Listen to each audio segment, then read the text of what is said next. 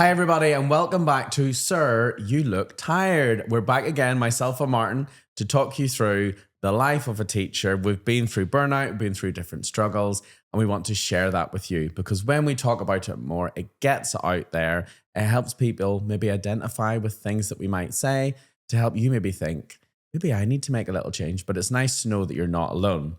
And we called it Sir, You Look Tired because I'm sure you've had someone say that to you in the past. And one of my funny ones was when a child actually came up to me with a drawing. I was early years lead and I was like, oh, this is nice. And what are these purple things? I thought it was like my glasses. And she went, no, it's the bits underneath your eyes. And I was like, that is not going on the wall. That is not. So have you ever had like anyone, maybe a child at work or someone just say, you look a bit tired? Oh, I think I always had people mention it like, oh, you look tired. But I think what's interesting, like talking about it, never someone so much saying it in class like, oh, you look tired. But I'm terrible without sleep anyway. So like I was saying to you before, like I actually like fell asleep once in class. Only a micro one, but it was one of them where lights were down, we were watching something on the whiteboard. It was like a little science, like 2-minute clip. And I just knew it. You know, just where you nod off. And I thought, woke up and looked. One of the kids was looking at me and she just mouthed. She was like, and I was like, no. She was like, yeah, she was like, definitely did. I was like, no. But like, even talking about tiredness, like I used to either on a Wednesday or a Thursday. And I think this is so interesting because since I've stopped teaching, I've never done it since, but on a Wednesday or a Thursday, depending on how tired I was, I would come home at like 4:30, 5, and just go straight to bed. And I would sleep till 6 a.m. the next morning, just like conk out once a week. And it was interesting when on the like coaching that I do, we got a sleep specialist in, and he actually spoke about the fact that you can have something called catch-up sleep.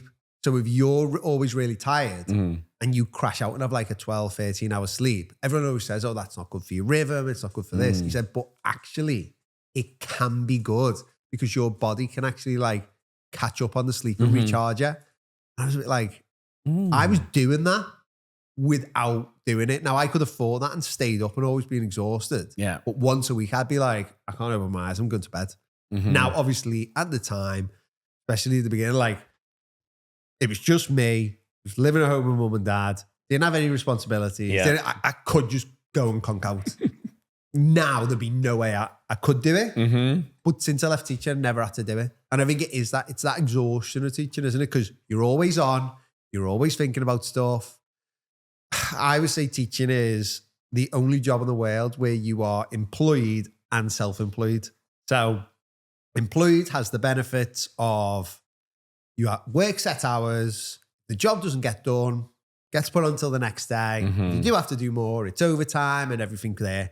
If you're self-employed, you have a job to do, however long it takes you, it takes you. But the beauty is, it's all in your own time. Like, I tell all the teachers I work with, I don't want you to be working on a Saturday and Sunday.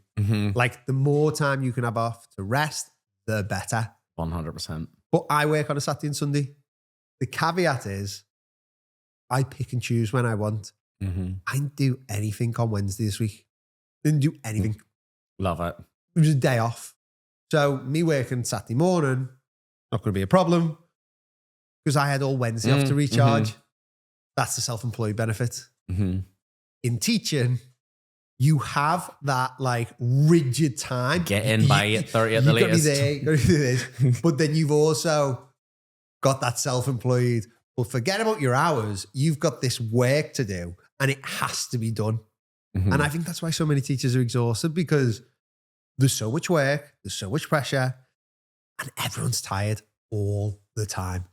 Why we come up with a name for the podcast? Because everyone's tired. Yeah, you look tired. You know, I've fallen asleep numerous times over the years. I've fallen asleep in a staff meeting because, you know, sometimes when it's a staff meeting that there doesn't need to be a meeting for it. And they just do it. It must be worse for you as well because the amount, like there'd be quite a lot of meetings where I'd be like, this could have been an email. But the amount of like meetings we would have where it would start with the head turning to the early years teacher and going, this doesn't concern you, but it's good for you to be here so you know about CPT, isn't it? And like, and then it'd be looking at, I don't know, maths, multiplication. Like, yeah, good. Or book looks and things. And I have to look through. I'll never forget them going over the feedback policy. Then it's just another color. And I'm like, what in the packet of Skittles is going on? Like, there was how many pens? Like, people must need a suitcase for all the pens. Green for teacher marking, pink for corrections. You had black for something else, and then a highlighter and something else. I just said, oh my goodness me! But I just remember sitting in that meeting and nodding off. My friend literally digging me in the ribs, and I went, what's going on? But I said it out loud. And then everyone turns around and looks. And I went, yes, I did fall asleep. I am really sorry. But it was nothing to do with me the early years. And, we're always left out. But what was good about my last school was my head teacher said, have a look through the staff meetings as planned, Dan.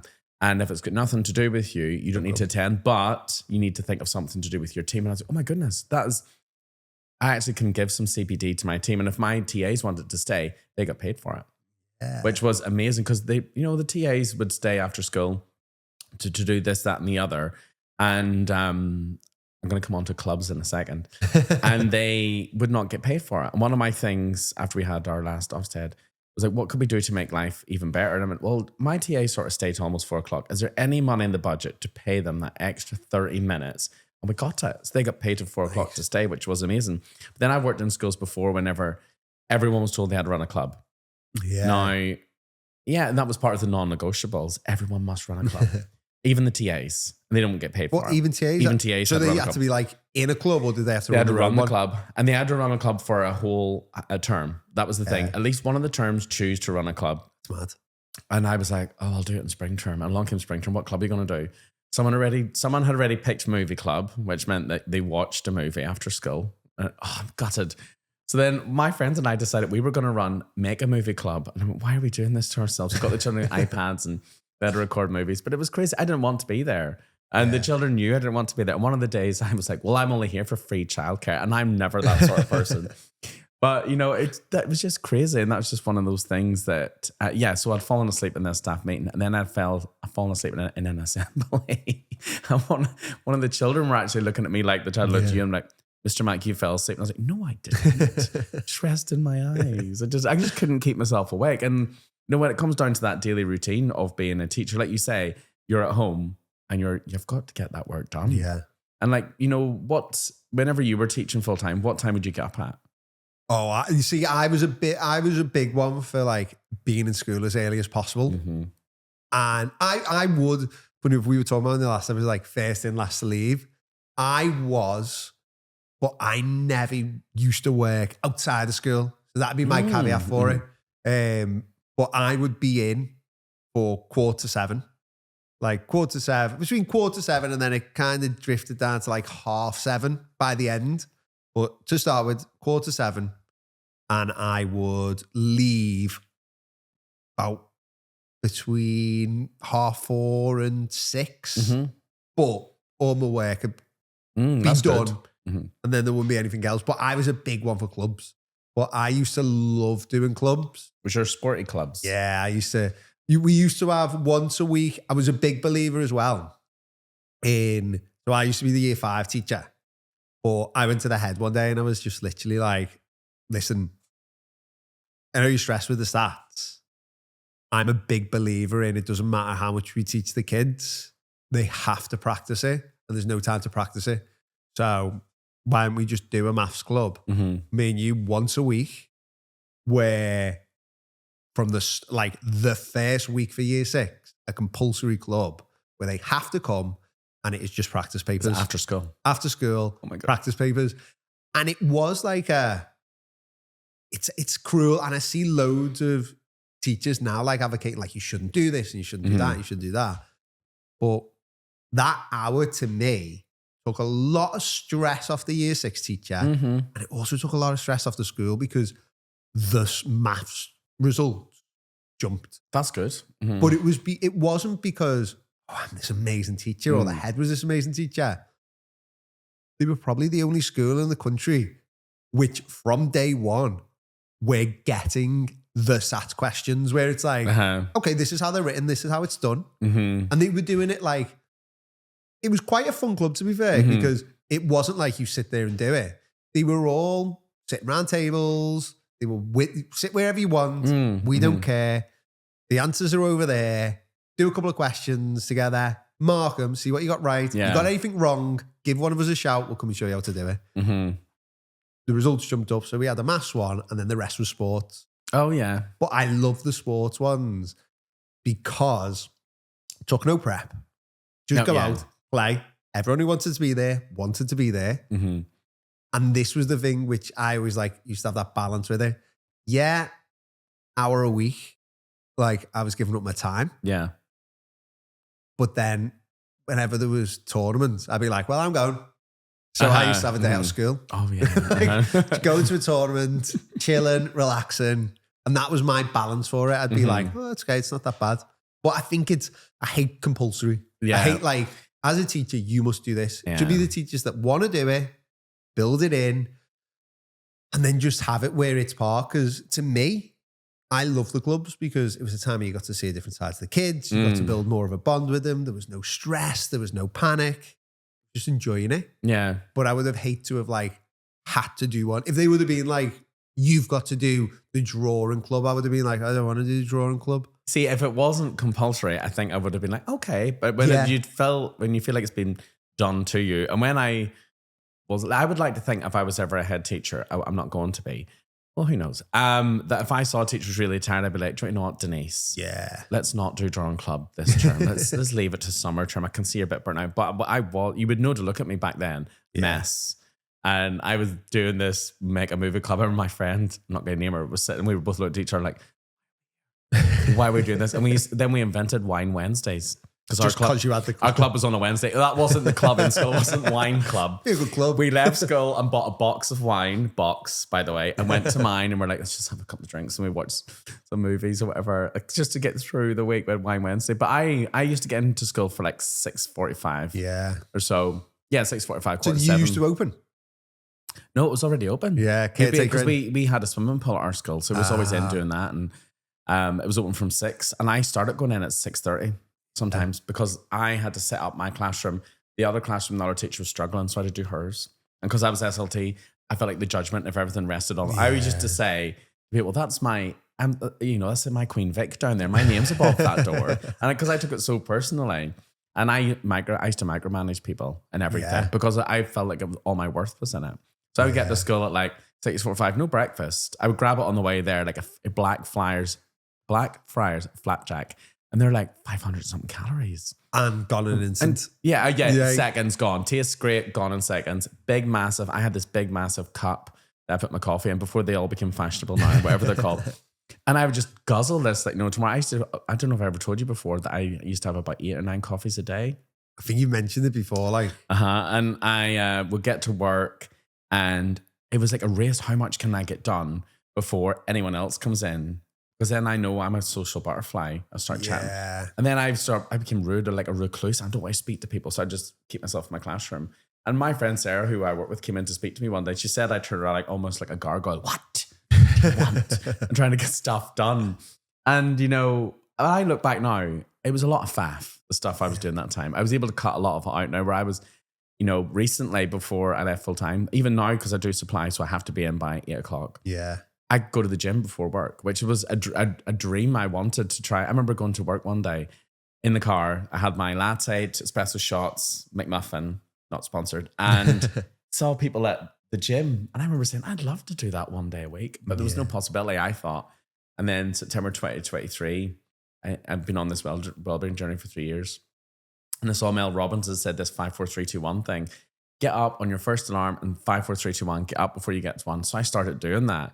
And 2 weeks went by, I went, this is great. The third week, I was like, I really don't want to do this. But that's when you have to push on through. Yeah. But the me of years ago, getting in at 6:45 would never have thought that. I used to have this routine, get in, lights on, laminator on, laptop, computer took ages to get going, the big monitor of it all, and get the coffee, get things going. All the things are laid out, ready to cut and stick in. And then the end of the day, I don't remember. you get that teacher workload where it's almost cloudy. I don't remember what happened a lot of the days. I think that's a lot in school though. Like what you do. I think it's mad. Like what happened today? when you pin down like what work you actually did. It's not there, is it? It's just paperwork for the sake of it. It's just doing tasks. And I think a lot of the tasks take a lot longer because everyone's so tired. Like every teacher needs that debrief, don't they? Yes. Just like to chill at the end of the day in a dark classroom. Dark room. And it's just mad with it, isn't it? That idea of it. But I think you're right with it. Like when teachers start like actually like taking that little bit of time, thinking, right, how can I do this? How can I do that? Realize that you don't have to work every hour under the sun. No. I think it's a big one because it does just exhaust you. And like, did you take your lunch break often? Like I did a thing recently in my Facebook page where I was making my lunch and I just asked, not like, preach Ray, take your lunch break. What do you do for lunch? And oh my goodness, some people are like, what even is a lunch break? I work through it. I have to look after certain children. And I said, but your SLT have a duty of care to you to make sure you even have 5. I was like, you cannot get 5 minutes. Some people only have 15-minute lunch breaks. Yeah. I didn't even realize that was allowed. But I worked in the supermarket. I had half an hour. Not allowed, is it? They just say, I think it's that big thing, isn't it? Like, it's almost like, well, you're in the school, there's no clocking on, clocking off. And it is that thing like, I think it becomes like that cycle, doesn't it? Of teachers go, okay, I'll get this work done now so I don't have to do work later. But then that just becomes a norm of like, I work through my lunch. Yeah. And then that becomes like, oh, well, you're working anyway. You can have these kids. You can do this. You can do that.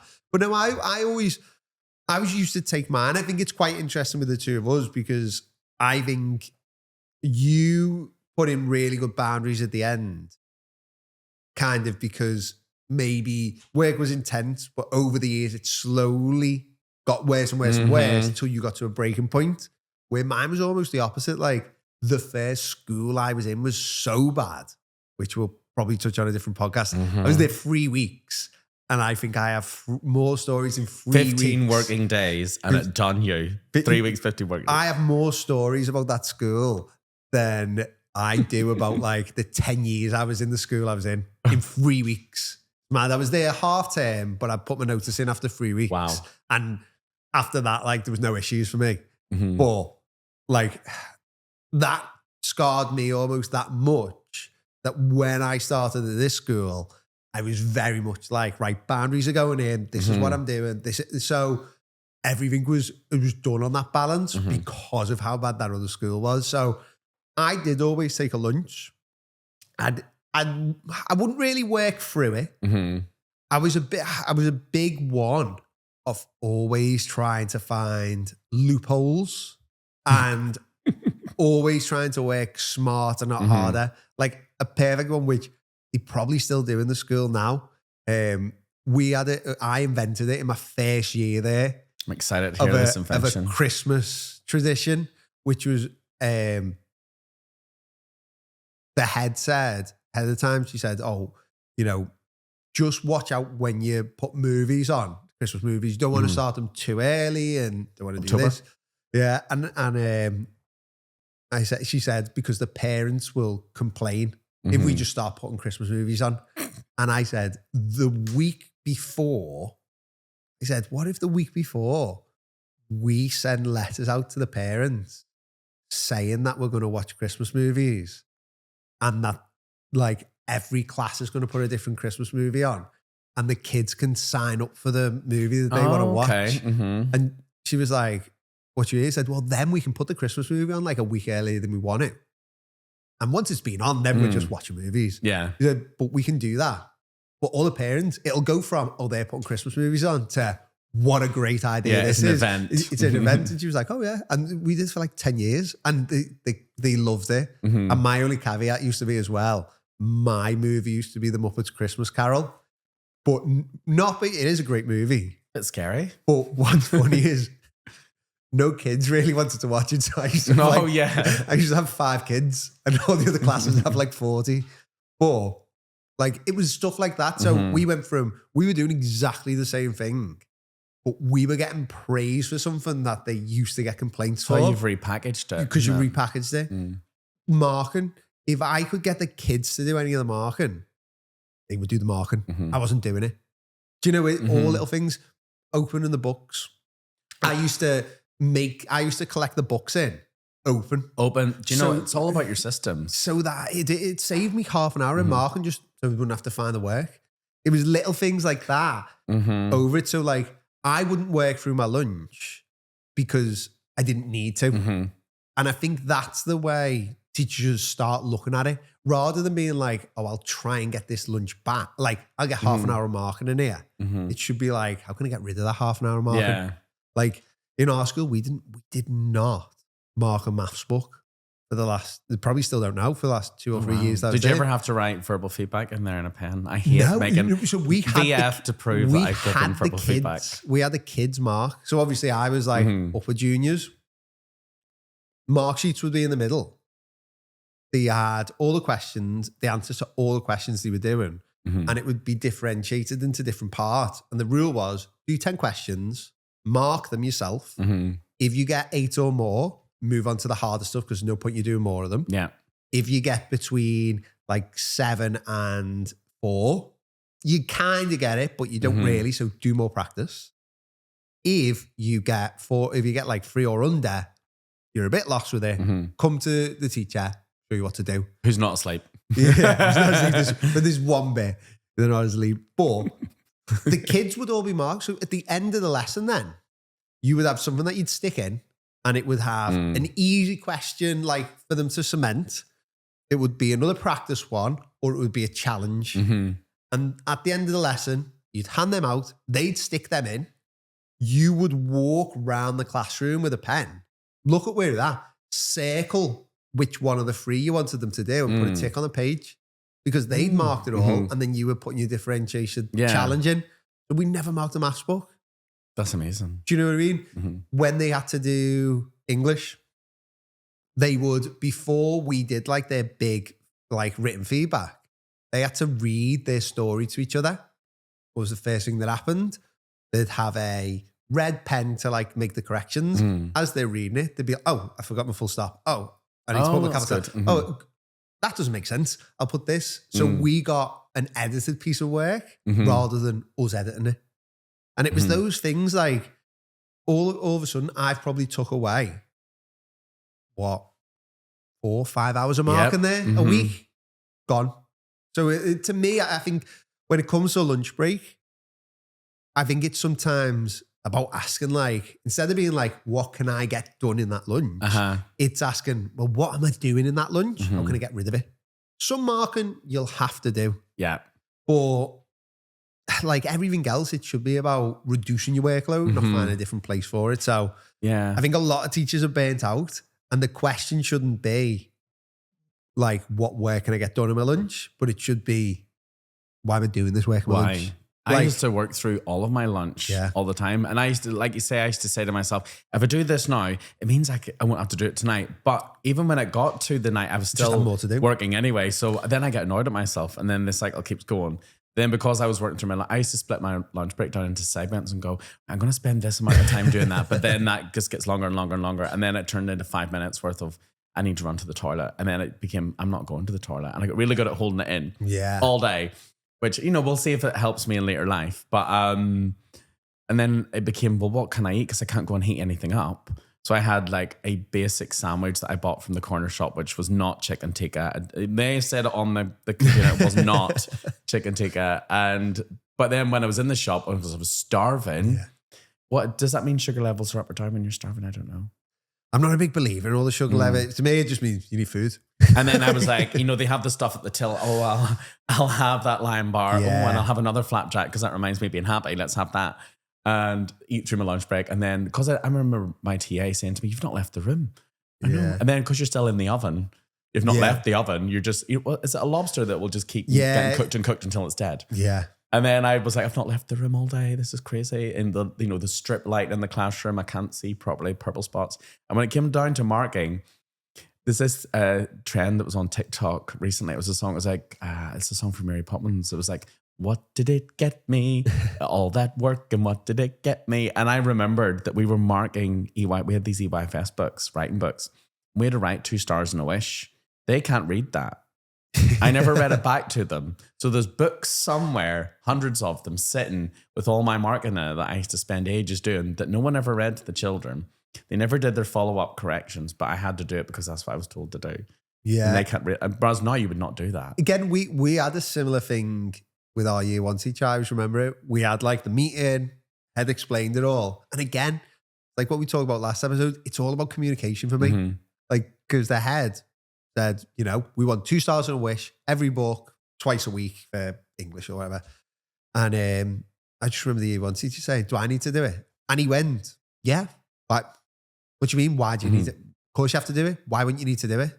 And she went, the kids can't read you. And he just went, oh, yeah, no, you don't have to.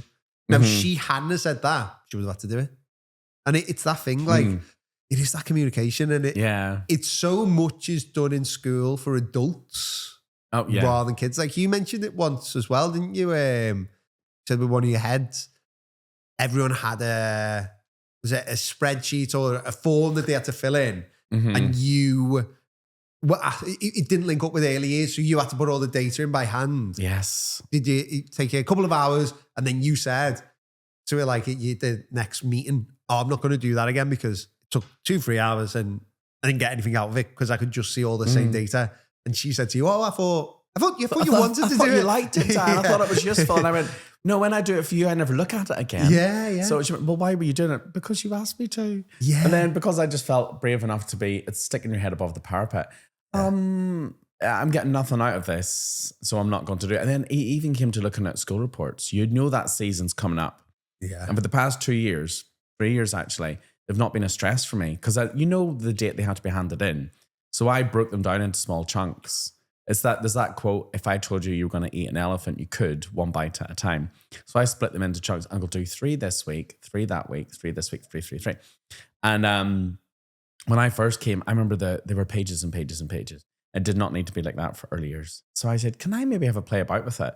I looked at what they were doing in Key Stage 1, Key Stage 2, which was the same thing, and just sort of did similar, but I was kind of smart in that. I think we can cut this down. We don't need to put this in. Yeah. And it became like a general comment then, which was we wrote as a letter to the children and just put there a tick thing. Whereas before, each area of learning had a typed. And it just became, expected. It was like the parents are not going to read that. They just want to know that their little, little Danny's done okay. One of my mates, so I've been teaching for like 2 years at this point. So obviously I'm the teacher, but we're all there. And my mate was like, oh, you want to see my kid's report? Yeah, have a look at this. And he got the report out and it was like 4 or 5 pages long, right? And he gave it to me and he flicked it right to the back and was like, yeah, have a read. And I said, and I flicked it back to the front. And he's like, oh, don't bother with all that. Just the one at the bottom, at the end.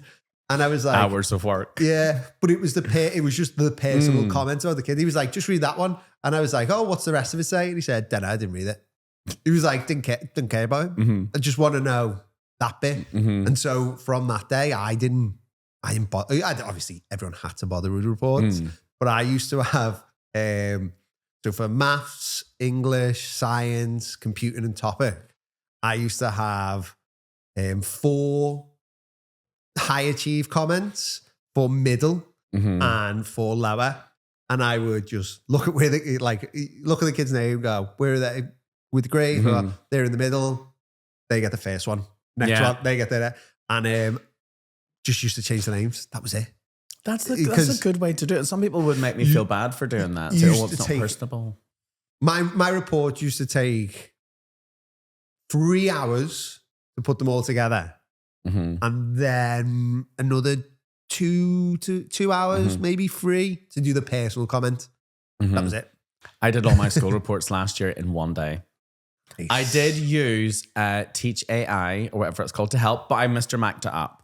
I said, do me some things, and then got all these comments because we only had a general comment. And then I went through it and what I did was I sat with my TA and we split the class in half and went, you think of something memorable that they did.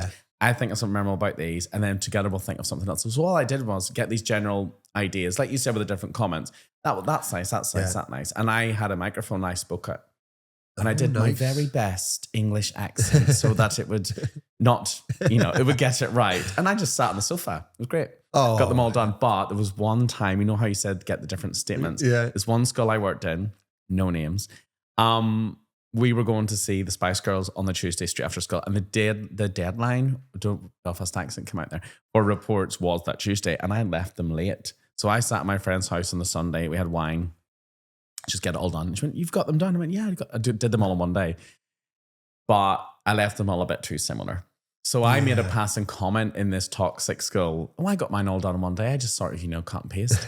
And I said it in front of the wrong person who then took it and reported what I said. I get called out of class and all my reports laid out and they went through them with a highlighter and highlighted every sentence that was similar. We want them fixed and back in by today. And I went, but I'm going to a concert. Well, if they're not in, we'll soon bring that up in your, end of term appraisal. So I was like, oh my goodness. So I went back and I said to my TA, keep a lookout in the corridor. I'm going to sit in the corner all afternoon. I should have been teaching. And I got it all done. I went back at the end with my USB. There you go. When did you do it? I went, just during my lunch break. Mad. Isn't that crazy? And I made it to the concert. And it was great. It just shows the madness as well because even massive, the similar. They would have been so excited to highlight all that. I can just picture them like, ha, ha, ha. I always used to, the only thing I ever used to have to do, if I taught a sibling, I used to have to get their report back from the year before and be like, yeah, no, they're not similar. Or two good friends. Okay, they play with each other. I didn't even think of that. You didn't think about that? I was like, they're good friends. It was just as they were in the same house. Not as if a parent's keeping a report from the year before. Oh, yeah. Like, right, let's put these together. But yeah, I think with AI now, I think I'd write a report. You have to use it smartly. I think I'd write a report. Type up. But what you could do is I've seen some teachers where they'll as the year goes on, if something memorable happens or a child does something, they'll write a little comment there in a class list. And all you need to do is copy that into AI and say, jig this up and make it more professional. No, 100%. I think I don't know why we have reports anymore. I honestly, I don't know how many teachers agree with it, but I would honestly scrap reports. And even if you had to add another parents' evening in. I would rather do another parents' evening. One night, done. Mm-hmm. It's done. Really stressful on the build up, then you do it and go, it's not that bad. Mm-hmm. And I think it's parents' evening. Did you find it stressful? Do you know what? I did and didn't. I think everyone finds it stressful because it's just like. I think it's the time schedule and they're back to back. That's the bus, bit, yeah. Club. I was never worried about the parents' evenings themselves because of two things. I was always a big believer in never say anything negative in parents' evening. No. So I was a big believer in if there's something wrong or that kid's doing something wrong or you've got something, bring the parents in on a different day. Mm-hmm. Do it then. Don't save it up till parents' evening and be like, I'm going to get this kid now. Yeah, nothing should be a surprise on parents' evening, really. I met one of the kids I used to teach and he was like, the parents used to be in every week, multiple times a week. It was a nightmare. It was the easiest parents' evening I ever had because they'd just come in. I remember they sat down, the mum and dad, and I just said, not much we need to talk about, is that? And they went, nah. And I went, yeah, these are his grades. And they went, okay, thanks. And they just left. That was it. But it's a big one. So never said anything negative. And the other thing I used to say at every parent, even to every parent, was first thing I used to say is, as they sat down, I used to say, oh, I absolutely love teaching your child. I love having them in the classroom. Mm-hmm. And I remember telling another teacher and they were like, what you say for every kid? I was like, yeah. And they were like, why? It's like, because whatever they are coming in with, because some parents always come in, they've got some snipe or they've got some grudge, you've got some, whatever they're coming in with, they are never going to say that after I've just said, no, you diffused I love having your child in the class. Mm-hmm. They're not going to say, well, actually, we think that I love having your child in the class. Even if they're really annoying you, I used to say, absolutely. A real character. No, I literally just used to say, before we get started, I just want to say, I love having them in the class. They're great. That was it. Love it. And then they go, how are they getting on? I'd be like, yeah, it's good. It's support, yeah. Never ran over on a parents' evening. Never ran over, Never. We used to have 5-minute meetings. My 5 minutes was literally 5. Yeah, 5-minute meetings. Ours were 10. I think I was 20 for children who need it. I was the only one who was ever like everyone would be backed up because they'd be Oh, slightly I know. over. Mine was literally Boom, love boom. having your child in the class. These are the grades. They're doing really well. You got any questions? Mhm. Okay, bye. What's your exit line? You know, someone asked me the other night because I did this video for, teachers for parents evening. And Yeah. mine is usually like, well, it's been great talking to you this evening. And I push my chair back. Oh, mine was just I go, right. And then just get up and I'd go to the door.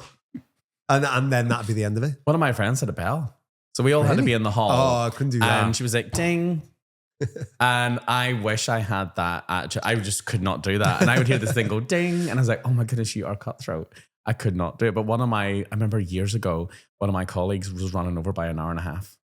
Hour and a half. And I was leaving at 8 p.m. and all these parents were standing and I could smell the tension in the air. And I was leaving. I saw her in her classroom. I was like, I'd be crazy. an hour and a half. I'd be wanting to cry. She was a talker. She could talk a lot. And if she's listening to this, she knows who she is. But the parents as well, were they just They were queuing up outside? furious. They were furious. They're all outside. But it sounded like a carnival. It was like everyone was quite, chaotic. And after that, we were all called into a staff meeting the night, like a briefing, and told about keeping to time. I used to have, do you remember the big clock she would get in a dinner hall? They were going to throw one out, the big massive one, and I had it sat on a chair beside the table. We've got 10 minutes. And I'd write on a post-it note what I want to cover. And if it's not on a post-it note, then it's too much. Just little bullet points. Because I was doing parents' evenings, the past 2 evenings actually, ran to time. And there's that little bit of satisfaction for yourself when you know that you've done it to the minute or a little bit shorter. Like yours for 5, mine for 10. One yesterday ended at 8 minutes. The parent was late. And I still ended it before, on time. And I was like, bye then. I think it's little things though with the parents' evening. I think the more you can not prepare it, like I know teachers who were like prepared. No, I never really had any of that. I'd have the grades, I'd be ready to talk. But I was used to think about the room and stuff like that. So I know it sounds stupid. I'd go and get 2 of the big chairs from like the meeting room. Yeah, like not the tiny chairs. Yeah, I'd go and get them. I'd put them in the room. One, because I always thought I'd be in my school chair. Be a bit weird if the parents were on like the kids' smaller chairs. Yeah. But the other like the children in trouble. But the other side of it for me as well was like, I was actually cut out that 2 minutes of conversation of like that awkwardness of like, oh, sorry, you're like, oh, wait, there. Like, sit down, let's have the chat and go. And I think to say, I'd get rid of the reports. If it meant an extra parents' evening, I don't think that'd be too bad. I get in secondary, it can be a little bit different because they have multiple parents' evenings a year with all the different year groups and stuff like that. But in primary, I'd get rid of it. I'd have the extra parents' evening. And I think it's in teaching in total. There's too much fluff. There's too much fluff, which is there for adults and not kids. And it's time to start going, right, let's get rid of all that. And if you're a teacher in a school, you think, oh, that's great, but my school wouldn't do it. I think it's time to start going, okay, well, what am I meant to do, which has never been asked for? I'll just stop doing that. Yeah. Like that to me is always when I was used to think you'd get away with one warning. Like, I always was like, I'm going to risk this. Yeah. And see if I can get away. I've never been told off before. Well, at that point. So I'm just not going to do that certain document. No one ever asked for it because it was just a token like, oh, you've got to do this. Save it on the shared drive, shared drive of death, where no one goes on to the shared drive for anything. But that's it. To me, it's all that. That's why teachers are so tired. There's so much work.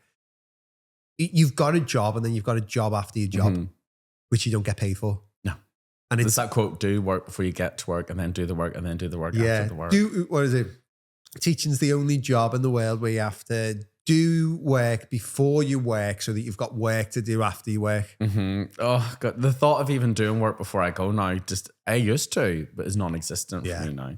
And like lunch, I would make them that tasty that I couldn't wait to have my lunch. Yeah. I meal prep everything on a Sunday and I love having all my little containers out, put it in, and I've taken the thought out of it then because I know I've made my go-to is usually chicken fillet I've done in the air fryer, loads of veg, baby potatoes, then I'll have like a little proteiny yogurt with like granola bits I put in, and my mouth is filling with saliva, and I cannot wait to get them into that dinner hall. And I will go and I'll eat straight away. So if anything else has to be done, at least I've filled my own cup. And then last year, for the last 2 years, I started going for a 10-minute walk around the block.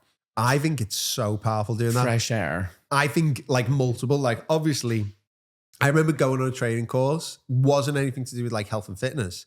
It was while I was teaching, and it was a behavior course for children. He's saying one of the worst things you can do is keep them in a play. Mm-hmm. And it was basically, he was talking from like an evolution point of view. And he said, evolution takes thousands of years. If you go back 200 years, 300 years, most humans were in like wooden or mud or straw huts with windows which had no glass. Fresh air would be constantly coming in. They'd get woken up by the sunlight. They'd go out and work all day. They'd come back, and when it was dark, they'd go to sleep. They'd be in fresh air all day and they'd be in sunlight all day. Mm-hmm. Now you can literally walk to your car, get in your car, go to work, get in your car, come back. And that is the only fresh air, that 2 seconds. And then you wonder at the end of the day why you are feeling awful when you've had no sunlight, no fresh air. You've just been stuck in the same four walls. Yeah. Stuffy. And you do it to the kids and you are just hyping them up. Like if they are being a bit of a nightmare, sanction them some way. Yeah. But make sure they go outside. They let off that bit of steam. They get that fresh air. They get that sunlight. They will feel better coming in. You will have an easier time. And it also takes them out that environment, that setting, so that then, like, it's like a fresh start when they come in. And I thought, it's exactly the same for teachers. Like if you take a 10-minute walk at lunch or a 10-minute walk after school, you are you're walking, you're going to be thinking about things differently. Everything's going to feel a little bit better. You're going to go back into school with more energy from the sunlight and fresh air. And you're going to go, do you know what? That wasn't that bad this morning. Rather than being pent up, you're like, oh, you know what? It wasn't that bad. You go in, you feel better, you feel more energized, and everything feels okay. Yeah. And that's, to me, is like a big one. If you can get out for lunch, fantastic. If you can't, go out at the end of the day. Before you get stuck into your work, just 5-minute, 10-minute lap. Come back, feel refreshed. You'll get everything done really easy and be gone. We were talking about like teachers decompress. They stay in a dark room after school and decompress. Swap that or just going on a 5-minute walk. Even just once a week, you'll see the difference. You see it massively. And I think that's a big one. Like there's little things we can add in which can stop it. Like half of it is physical tiredness. The other side is mental exhaustion. I think the mental exhaustion for me was the thing that I couldn't just, you know, when you sit down and your shoulders go down, if I've had a really hard morning, I'm like, what am I going to do? Yeah. And then now, because I'll go out for that lunchtime walk, I take my headphones and play like my upbeat playlist of tunes. Then, like you say, oh, okay, it was not that bad. Well, you have to remove yourself from the oven. It was not that bad. I keep calling it an oven. It's like Hansel and Gretel. It's not that bad. This will be fine. And then in my head, I'm like, well, the afternoon's not that long. We're coming back in at 1:30. They leave at 3. Or 12:30, sorry. They leave at 3. That's just, we've got this. Whereas if you stay in it, you're like, and I've seen the people who, I was one of them, but because I was on the outside of them, I can see colleagues who are in it and they're like, oh my goodness, I've not got the photocopying yet from the printer. I was like, the world's not going to end. You will fine. Relax. That's it. And I think that's a big one. Spoke about last episode, spoke about this episode. There is so much wrong with teaching, but there is, without blaming teachers, there is a lot teachers can do to protect their own energy so that they feel better. Like that mental exhaustion. You go out on a walk, you're taking a lunch break, you're eating nutritious food, you're making sure that you're staying hydrated, you're having that cut-off point from work, that's going to lift a bit. Is it going to solve it? No. I did a post, was it yesterday or the other day? It might have been 2 days ago, about 10-minute resets people can do. It can be, you were talking about listening to music. It can be, you know, having like that walk, that fresh air. There's all different things. It can just be a breath exercise, like box breathing or something like that. All of that can work. First comment was someone saying, it's not going to fix it. And I was like, yeah, it's not going to fix No. it. Like, it's not going to fix it. It's going to make it better. Mm-hmm. Why would you deny yourself something making it better? Because it's not going to fix it completely.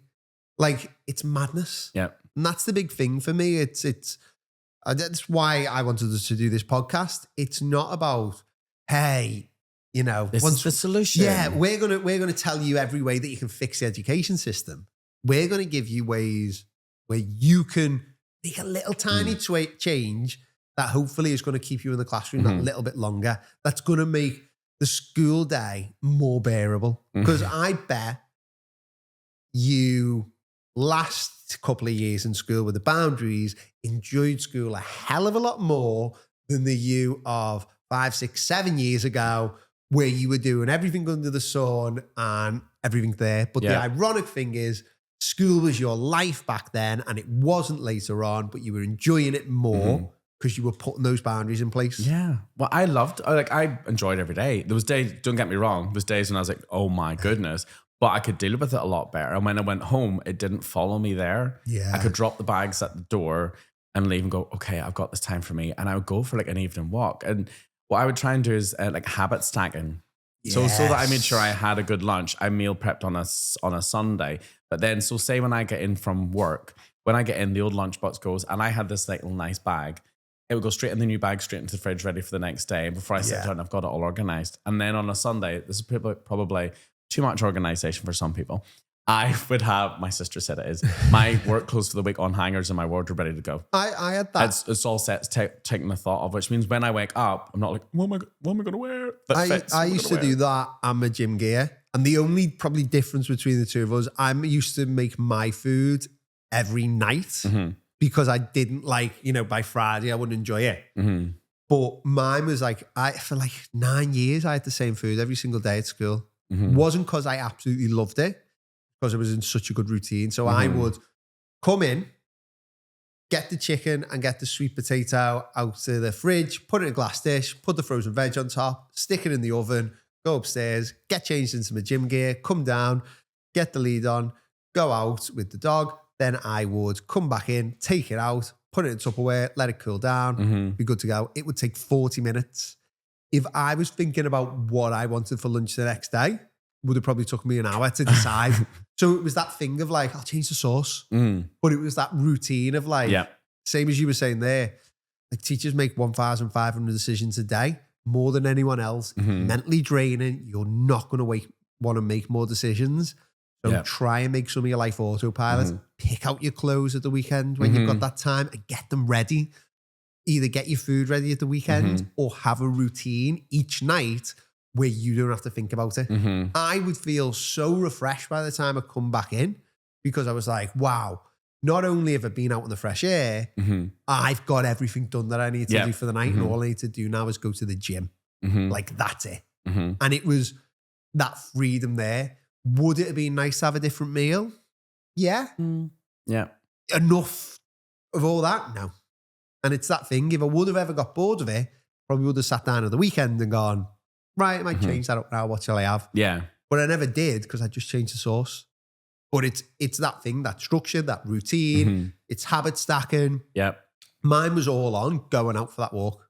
Oh, absolutely. Do you know, like, it was all on that. I built an entire system around that, which meant that I was always sorted. Yeah. And I think that's it. Like, when we talk about teachers being tired, it's a tiring job. You're always going to be tired, but you don't have to be as tired as you are. And the government and the school and everyone, no one's ever going to change that. You have to change it by putting your systems in, taking emails off so you don't work. That's habit stacking. If you don't want to work at the weekends and you don't want to work at night, take away the way that people contact you at those times, because no matter how much you promise yourself, if you see it, you're going to do it. Yep. Make sure that your food and your clothes are ready, because as much as you promise yourself on a Sunday that you're going to get it all ready during the week, when it gets to Thursday and you're tired, you're not going to do it unless it's easy. If you've got to do your food shop on a Thursday night, you're not going. You're going to have takeaways till Saturday or Sunday. It's simple. It's those simple little things that are going to build. And that's what I think when it comes to everyone being tired and exhausted, it's just that thing of knowing, accept that teaching is tough. Yeah, teaching is tough and teaching is tiring. Don't make it harder for yourself. No. And like, you don't want to, if I could transport myself back 5 years ago, I'm glad I started making the changes when I did, because now I'm reaping the benefits of that. I have been over the last 2 years. But then, like, if you're in a position now where you are identifying with anything we've said in the first episode or this one about that burnout, if you don't make a change, you're always going to get the same. Yeah. It's always going to be the same, and you're always going to be tired. But the only thing will be you'll age. Like, we will. We'll get. I'm almost 40, and you'll just feel worse. You'll feel tired, and you'll feel like you're in that cycle. And the only thing, 2 options: keep going through it. Who knows what might happen, or quit. Yeah, that's it. But and that's what's happening. I love that. And again, to like, we'll probably wrap this episode up soon, but to sidetrack a little bit. Again, I don't know whether it's in the last 5 years, social media and teaching has become more. You probably know more because, like, how long have you had your social media? 10 years next year. Yeah. Mine's only 5. And it was only after I left teaching that I really started on it. But I never knew anything about these, like, education reports or, anything that way, like all the stats and figures and everything like that. Like, I never knew about them. And I don't know whether it's all new stuff that's coming out and it's all more available, or I know more about it now because I'm looking more into social media and so it's popping up. Do you know, like, you put yourself in new environments. Yeah. And I wonder whether teachers even know all the stats about how many teachers are suffering with insomnia, how many teachers are feeling burnt out, how many teachers have got eating disorders because of the job, how many heads are stressed out, how many teachers are leaving. Do you know, all these things? I think it's so interesting that way of, like, do teachers even know that it's more than them? Because I didn't when I was teaching. And I don't know whether I know about them now because I'm looking into them more. And the algorithm will show you because you're in it. Like, actually, I don't really I see it because I see it through yours when you share it. But for me, who does a lot about wellbeing and stuff as well, I don't really see it unless I go looking for it. Yeah. But when I was in that bubble of burnout, I thought it was only me, and I was so embarrassed. Yeah. I was so embarrassed. Like, my, talking about daily routine, when it got to the end of the day, I was like, okay, the children have gone now. I've got 3 hours, my goodness, 6 o'clock to get loads done. But I don't think I was so tired that I wasn't able to get done what I wanted to get done. And then the to-do list, I stopped doing a to-do list. I made it a can-do. One of my habit things is, it used to be a Sunday morning, I'd plan out my week. As in, I'm not school planning. I'd look at the tasks that are coming up and be like, I'll do that on Tuesday, that on Thursday. And do no more than 3 big jobs a week, because the energy it took to do them was a lot. So I'm not going to get any more done than that. And then I moved it back because it worked out so well. I could move it to a Friday. So before I left school on a Friday, I got out my weekly can-do sheet, fill it all out, which meant I could just leave it then, and that's done, and go into the weekend for me. Yeah. And I used to hate waking up on a Sunday. Oh my goodness me. When that alarm went off on a Sunday, oh my God, it's Monday. How much way? 7 p.m. was my scary time on a Sunday. When as a child, it was when London's Burning was coming on, or Heartbeat. But for me, it was 7 p.m. X Factor results on a Sunday. Oh no, work is coming. Yeah. And that's what we want to get rid of, because there's a way to teach without all that. And it's just, you're always going to have that Sunday night fear, I think, whenever you've got that rigid time, but it's getting rid of the panic around it. And it's getting rid of the fact that I think it'd be mad if 1 and 2 teachers was feeling burnt out or stressed by the job, but it's not. 1 and 2 teachers has insomnia because of the job. And if that's not a reason for people to be like, this needs to be fixed, I don't know what is. Like 50% of teachers don't sleep. No, I never did. I do now, but I never did. It's mad. But now, I think hopefully people have took a lot from this episode, and we'll go on to the next one next week. But I think just with that tiredness, with that exhaustion, with everything like that, I think it's good that way, just as talking about it. And if nothing else, hopefully anyone listening to this just knows that they're not alone in it. And I think that's the biggest one.